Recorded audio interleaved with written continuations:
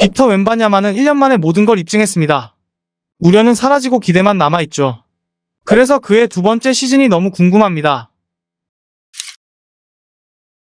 빅터 웬바냐마의 루키 시즌은 압도적이었습니다. 먼저 단순 숫자만 체크해볼까요?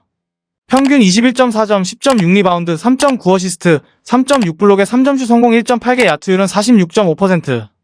NBA 역사에서 루키 시즌에 평균 20점 10리바운드를 기록한 선수는 의외로 적지 않습니다. 웬바냐마 이전까지 무려 20명입니다. 하지만 1990년대 이후로 보면 선수가 확 줄어듭니다. 30년 넘게 단 6명만 존재했고 그 선수들은 데이비드 로빈슨, 알론 조모닝, 팀 덩컨, 엘튼 브랜드, 블레이크 그리핀이었습니다. 모두 NBA에서 역사적인 커리어를 쌓거나 성공을 거둔 선수들이었는데 웬바냐마가 그 뒤를 이었습니다. 특히 블레이크 그리핀 이후 13년 동안 나오지 않던 기록을 해냈으니 그 상징성은 더 컸죠. 웬바냐마가 무서웠던 것은 2010의 4개에 가까운 어시스트와 2개에 가까운 3점슛 성공을 곁들였다는 것입니다. 앞서 언급한 20명의 선배 중에 웬바냐마보다 많은 평균 어시스트를 기록한 선수는 레리 버드, 시드니 윅스, 카림 압둘자바 3명뿐입니다. 3점슛 성공 역시 마찬가지인데요. 3점슛을 많이 던지는 시대 덕분도 있겠지만 레리 버드 외엔 웬바냐마처럼 3점까지 꽂으며 2010 시즌을 보낸 선수는 없습니다.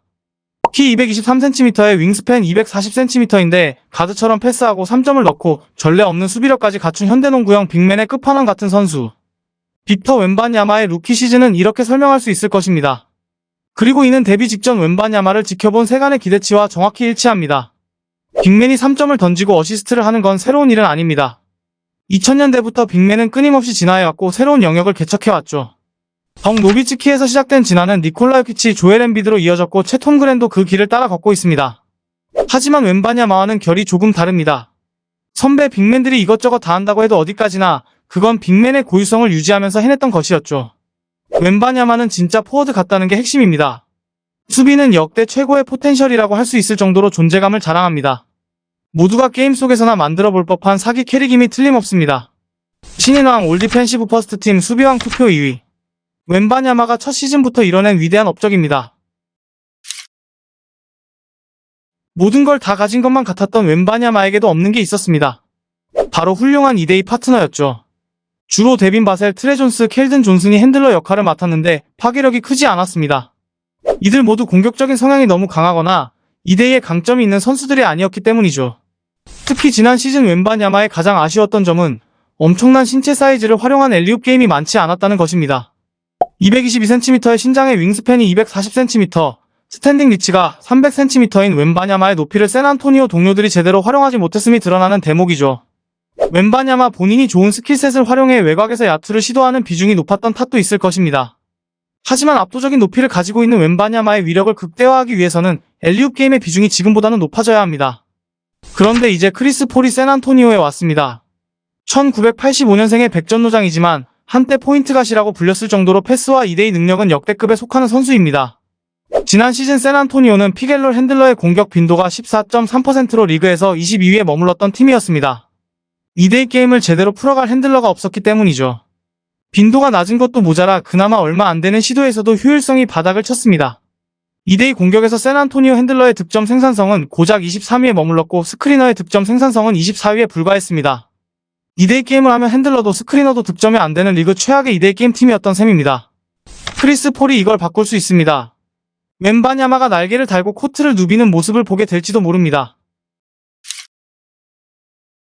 웬바냐마가 괴물 같은 루키 시즌을 보냈지만 리빌딩 팀 샌안토니오는 지난 시즌에도 성적이 바닥을 쳤습니다. 단 22승으로 서부 14위에 머물렀고 2019년 이후 5년 연속 플레이오프 진출 실패라는 쓴맛을 봤습니다. 새 시즌엔 샌안토니오가 달라질 수 있을까요?